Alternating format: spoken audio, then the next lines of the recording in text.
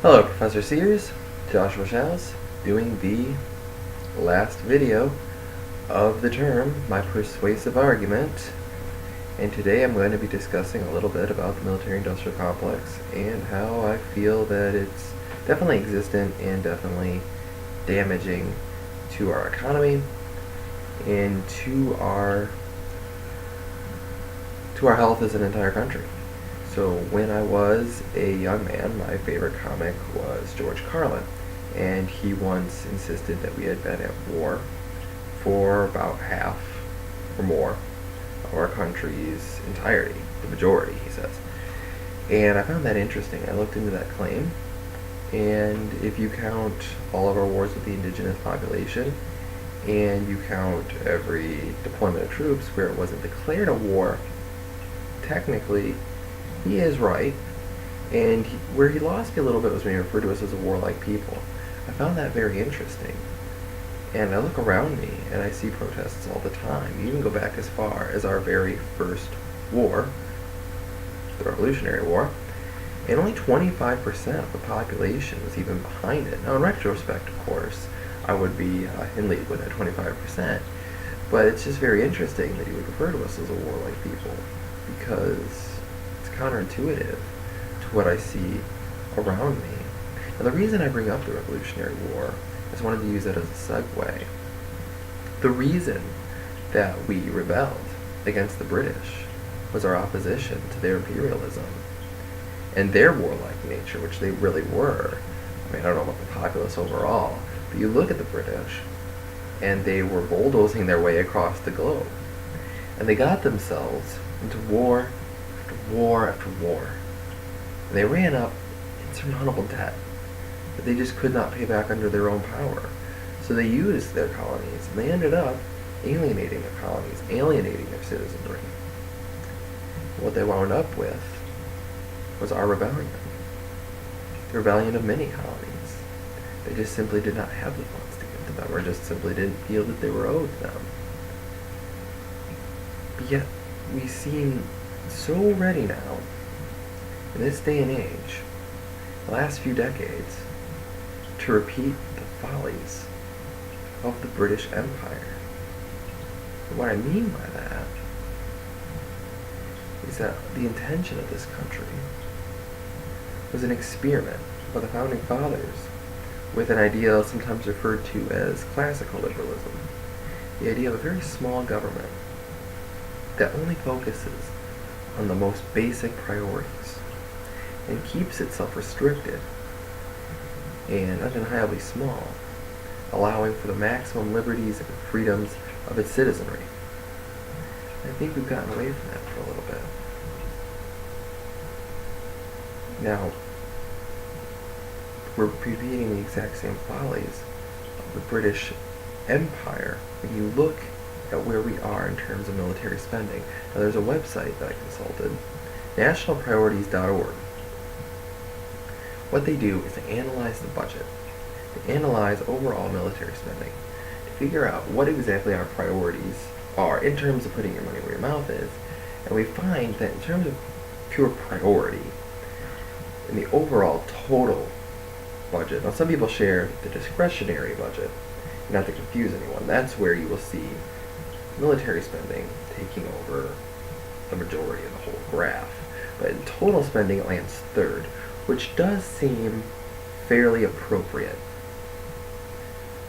It is a big priority, and the federal government should consider it one. But when you look at the actual spending, don't focus on a graph, just focus on the actual spending. It's $609.3 billion, taking up about 16% of the overall total federal budget. Now that does sound large, because it is. It is large. It's a huge expenditure.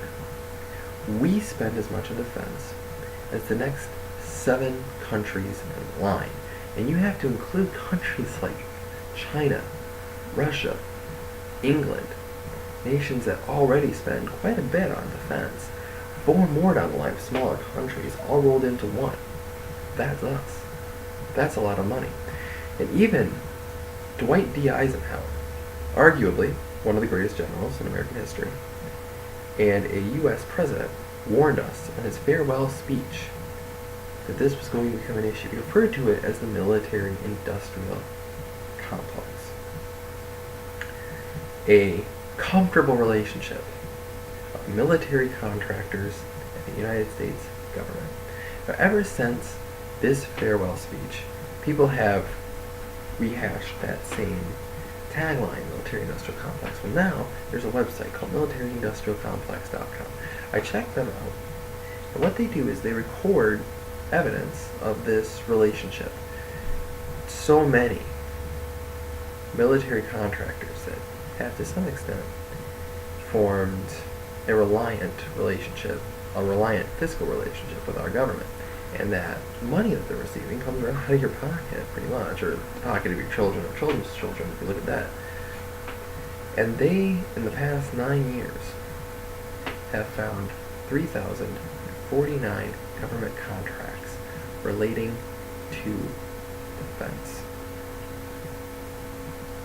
Now, people will try, of course, to defend this, be it because of partisanship, be it because of misguided patriotism, which they feel that defending this behavior is considered patriotism. And they will try to say, well, this is good for our economy. They may find evidence here and there, maybe anecdotal, maybe from one specific statistic they'll cling to.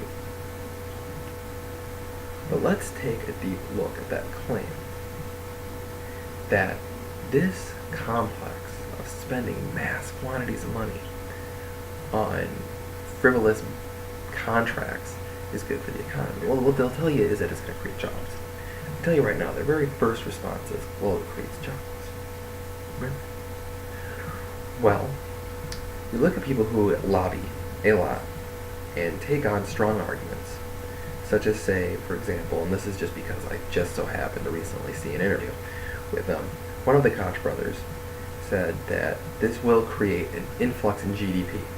And people will point to that and say, look, GDP is up. The economy is up. People are getting back to work. It's going great. But GDP is extremely misleading. All that is government spending. You could shoot GDP through the roof in one day if you got the right bill passed, because it's all about government spending. It does not mean that the country's wealthier or healthier or happier. It just means that money's being spent. But they are not all that popular, and I'm aware of that. So what I did was I tracked back the source. You had to get that from somewhere. Well, it turns out that this misleading GDP argument was made by Nobel Prize-winning economist Joseph Stiglitz at his address at the Australian... Actually, let me see if I got that for you, make sure that I'm citing my source correctly. The Australian Economic Forum, if you ever want to look it up. He gave a huge address there where he explained GDP going up means nothing in terms of whether or not your economy is expanding, whether it's growing. And this obsession with looking at GDP statistics allows people to make ridiculous arguments that just flat out are not true. Because the fact is, when you spend money building bombs, you're not creating wealth.